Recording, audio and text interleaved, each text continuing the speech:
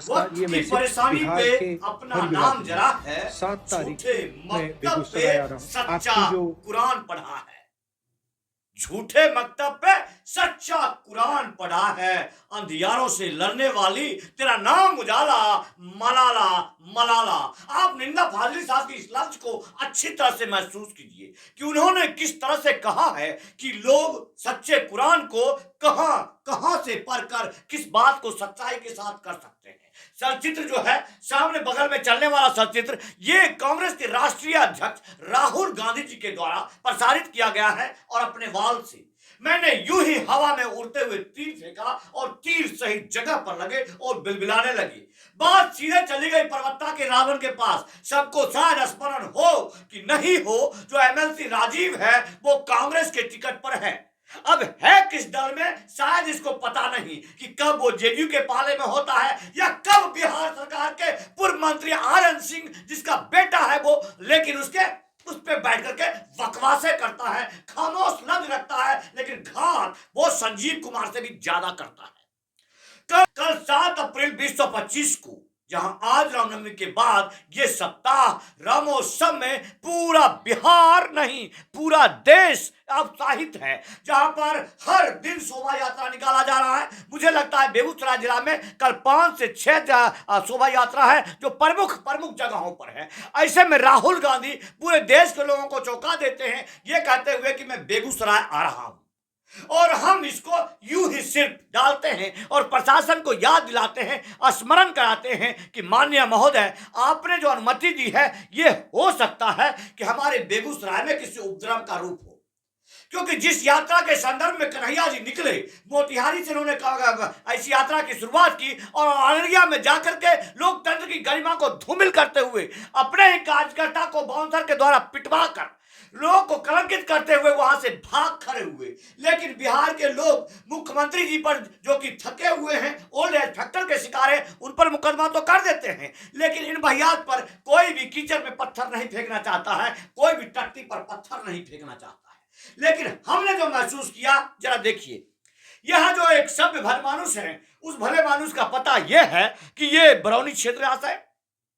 वर्तमान में पर्वता का रावण जो संजीव कुमार है, उसका बहुत सारा जो फाइनेंशियल सपोर्ट के द्वारा ब्लैक मनी के माध्यम से वहां ठेकेदारी चल रहा है, जैसे रेलवे की ठेकेदारी हो गया, जो जितने भी उसके कारोबार हैं, जो उसके पैसे के माध्यम से जितना कारोबार बेगूसराय में चल रहा है, उनमें से एक निकल कर आया। एक ठेकेदार आकर कहता है, ये कहता है कि ये जो तुमने पत्रकारिता कहां से की है, पत्रकारिता का आधार ये हमसे पूछ रहा है। पत्रकारिता है क्या चीज, इसकी परिभाषा इसको नहीं मालूम। ये यही नहीं रुकता है, ये कहता है कि अगर चैनल चलाते हो तो गाली सुनने के, आप जरा सोचिए कि मैं क्यों रुक गया।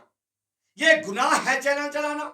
मैंने यही बात खगड़िया में जज से पूछा था कि माइलॉर्ड जरा हमें बताया जाए कि हम लोकतंत्र के अधिकार के साथ जिस काम को कर रहे हैं, उस काम में आप हमें इस तरह से गाली देंगे और हम प्रत्युत्तर ना दें। ये खुले मन से कह रहा है कि अगर चैनल चलाते हो तो गाली सुनने की कैपेसिटी रखो, सहनशीलता रखो। कैसे कैसे नाजायज नस्ल है हमारे बेगूसराय में। वो पर्वता के रावण ने यहां पर जो बीज बोया है, जिसके माध्यम से वो पैसे देकर वोट खरीद ले गया और आज तक ये कारोबार कर रहा है। माननीय हमारे इस प्रशासन महोदय को यह बात दिखाई क्यों नहीं दिया कि कल शोभा यात्रा है, शोभा यात्रा से संबंधित मामले में जितनी भी चीजें हैं, अगर बेगूसराय में कोई उपद्रव होता है तो सारी जिम्मेदारी प्रशासन की होगी। राहुल गांधी जी के द्वारा प्रायोजित कार्यक्रम है ये, दंगा भड़काने का कार्यक्रम है ये, बिहार में उपद्रव फैलाने का कार्यक्रम है ये। जब सांसद से पारित एक बिल जिसे आप बकरबिल संशोधन कहते हैं, उसके बाद जो जिस तरह से सुलग रहा है, लेकिन तमाम नागरिक समझ रहे हैं, मुस्लिम समुदाय के लोग भी समझ रहे हैं कि उनके भले के लिए भी एक ऐसा संशोधन आया है जो राष्ट्र हित में है। जिस संशोधन के माध्यम से अंग्रेजों ने 1923 में ही एक बीज बोया था और उस बीज के माध्यम से हम अब तक पिछले आए हैं।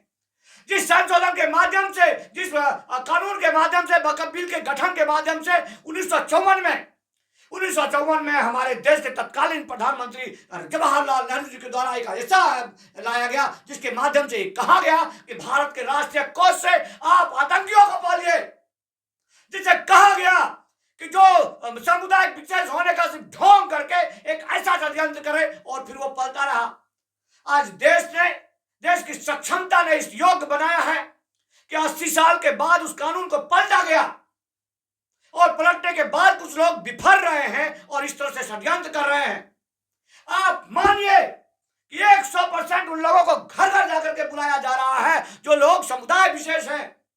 कन्हैया कुमार खुद जाता है उनके पास और कहता है कि आपको छला जा रहा है, आपको ठगा जा रहा है।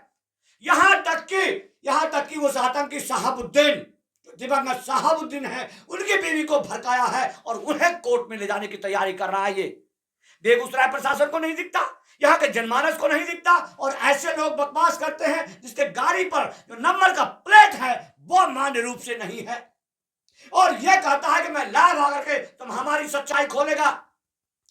पूरे हिंदुस्तान में दूध का धुला हुआ एकमात्र जर्नलिस्ट, एकमात्र पत्रकार जो मुफ्त में कलम लेकर निकला है, राष्ट्र का तिरंगा थाम कर निकला है, सच्चाई की राह पर लाने को, तुम्हें रास्ते पर लाने को। फिर अंग्रेजों के नाराज नस्ल, अंग्रेज गए लेकिन औलाद छोड़ गए, वो औलाद यहां दिखते हैं। वो औलाद हमें सिखाएंगे जिन्हें नागरिकता की परिभाषा पता नहीं, वो पत्रकारिता की परिभाषा समझ पाएंगे। खेद है मुझे उस एमएलसी राजीव पर, जो कि परवट्टा के रावण का एक ऐसा हिस्सा है जो मौन होकर मारिच बनकर इस तरह से घात कर रहा है, और कल बेगूसराय में उपद्रव फैलाने की एक साजिश हो रही है। अगर इसमें कुछ भी होता है तो उसकी सारी जिम्मेदारी बिहार प्रशासन की होगी, बेगूसराय प्रशासन की होगी, क्योंकि बकत संशोधन के माध्यम से देश के गृह मंत्रालय ने यह पारित कर दिया है, अगर कोई भी इसके खिलाफ हवा देता है उसके ऊपर कानूनी कार्रवाई होगी। तो राहुल गांधी पर, कन्हैया कुमार पर कानूनी कार्रवाई होनी चाहिए कि कल उन्होंने रोस्टर को उपद्रव किया है। पूरा बेगूसराय राम में है। यहां पर इस सप्ताह कम से कम राम के नाम पर, रामनवमी महोत्सव के नाम पर पूर्ण रूपेण इनको आजादी मिलनी चाहिए। और इस यात्रा को करने के लिए जब हम सेक्रीफाइस कर सकते हैं, रमजान के महीने में हम ऐसा कुछ नहीं करना चाहते हैं जिससे कि हमारे मुस्लिम भाइयों को थोड़ा सा भी तकलीफ हो।